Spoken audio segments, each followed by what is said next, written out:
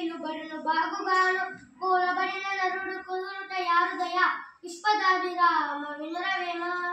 భావం కొండకు చిల్లు పడితే కారకుండా దానికి గుడ్డని అడ్డం పెట్టి మరలా ఉపయోగించుకునేలా బాగు చేయవచ్చు. కానీ మానవుడు చెడ్డ అలవాట్లకు బానిసైతే వారు మరలా బాగుపడటం చాలా అరుదు, మంచి దారికి రాడు. సారాంశం: మట్టితో చేసిన కుండకు ఏ కారణం చేతన ఒక చోట చిల్లు పడింది. అందులో నుంచి నీళ్లు కారిపోతూ ఉంటాయి. అప్పుడు ఆ కుండలో ఎన్ని నీళ్లు పోసినా ఉపయోగం ఉండదు. ఆ చిల్లులో నుంచి నీళ్లు కారిపోతూ ఉంటాయి. మన దగ్గర వేరే కుండ లేనప్పుడు ఓ బట్ట చింపి దాన్ని తీరి అంటే తడి చేసి బాగా దగ్గరగా చుడితే సన్నగా అవుతుంది.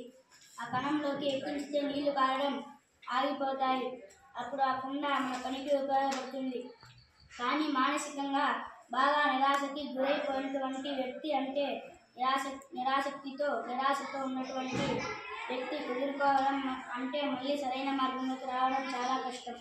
ఎప్పుడు నిరాశతో దుఃఖపు పరిస్థితిని పొందిన వారు చాలా భయంకరమైనటువంటి హింసాత్మకమైన పనులు చేస్తారు. వారికి ఆ నిరాశలో నుంచి సమగ్రమైన ఆలోచనలు వస్తాయి. కాబట్టి మనిషి మాత్రమే భయాన్ని కనపడుతూ ఉంటుంది. మనకు చూపించమంటే ఎవరు చూపించలేదు. చూసుకోవాలి.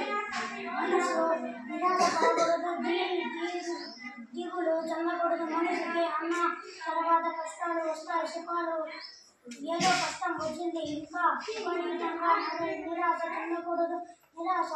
నిరాశతో చెంది రాకూడని ఆలోచనలు దానిలో నుంచి వస్తాయి. దాని వలన అపకీర్తి పొందాడు. దీనికి ప్రబల ఉదాహరణ మహాభారతంలో అశ్వత్థామ పాండవులకు కౌరవులకు కూడా యుద్ధ విలువలను నేర్పవంటి గౌరవాచార్యులు అయిన కుమారుడు అశ్వత్థామ యుద్ధంలో గాయాలు మరించబోతున్న కౌరవరాజు అయిన దుర్యోధనునికి పాండవులను తాను చంపుతానని మాట ఇస్తాడు.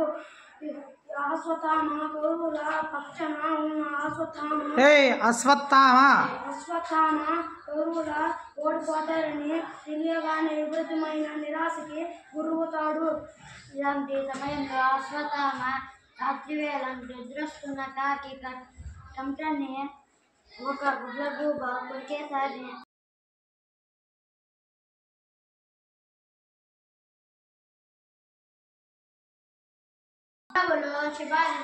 శిబిరులో ప్రవేశిస్తాడు. నిద్రిస్తున్న ఉప పాండవులను దుష్టజములని కొన్ని గుర్రాలను ఏనుగు చంపేస్తాడు. ఇలా ఆధ్యాత్మిక శక్తి వైపు అధర్మ పక్షం వైపు చెడ మార్గంలో పోయి ఆపక్షికి పాలుతారు. చెడువైపుకి ఆకర్షించబడి మంచి దారిలోకి రాలని అశ్వత్థామ కోల్బడిన నరుడు కుదురుటారుడు అలాంటి ఉదాహరణగా నిలిచాడు. వివేకానందుడు రోజు పాఠశాలకి గుర్రబండిలో వచ్చేవాడు. ఆ గుర్రబండి నడిపే వ్యక్తి యొక్క చక్రం ఆ గుర్రాలు నడపడం, ఎవరైనా అడ్డు వస్తే చక్రంలో ఆ గుర్రాలు తోడడానికి ఉపయోగించే కర్ర చెప్పుడు వచ్చేటట్టుగా పెట్టడం ఇవన్నీ చూసి ఆయనకి గుర్రబండి నడపడం అంటే చాలా ఇష్టం అనిపించింది. ఒకసారి తరగతిలో నేను గుర్రబండి నడుపుతాను అన్నాడు. ఉపాధ్యులు పిల్లలు అందరూ పక్కపక్క నవ్వారు. వివేకానందుడు చాలా చిన్నపుచ్చుకున్నాడు. దిగులుగా ఇంటికి వచ్చాడు. అమ్మ అడిగింది, ఏం దిగులుగా ఉన్నావు అని. అమ్మ, నేను గుర్రబండితో నడుపుతాను అన్నాను. అందరూ నవ్వారు. అవమానంగా అనిపించిందమ్మా అన్నాడు. తల్లి అంది, ఎందుకు అవమానపడతావు అని చేయి పట్టుకుని పూజ గదిలోకి తీసుకెళ్ళి భగవద్గీత చిత్రం చూపించింది. నువ్వు మామూలు గుర్రబండి తోలేవాడివి కాకూడదు. చూసావా, కురుక్షేత్రంలో కృష్ణ పరమాత్మ రథాన్ని నడిపారు. ధర్మం గెలిచేటట్లు రథాన్ని నడిపారు. ధర్మం గెలిచేటట్లు చేశారు. దేశంలో న్యాయం నిలబడేటట్టు చేశారు. న్యాయం చేసే వాళ్ళని ధర్మాత్మలతో ఓడిపోయేటట్టు చేశారు. ఎప్పటికీ పనికొచ్చే భగవద్గీతాన్ని అందరికీ అర్జునుడిని అడ్డుపెట్టి ఉపదేశం చేశారు.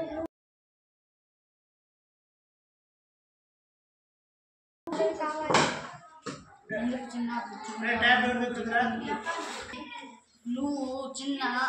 చిన్న పుచ్చుకుంటావో?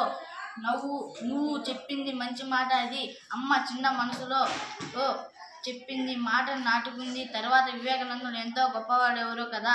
జీవితంలో చిన్న వైఫల్యాలు కదా. జీవితంలో ఎత్తుపల్లాలు ఉంటాయి, కష్ట సుఖాలు ఉంటాయి.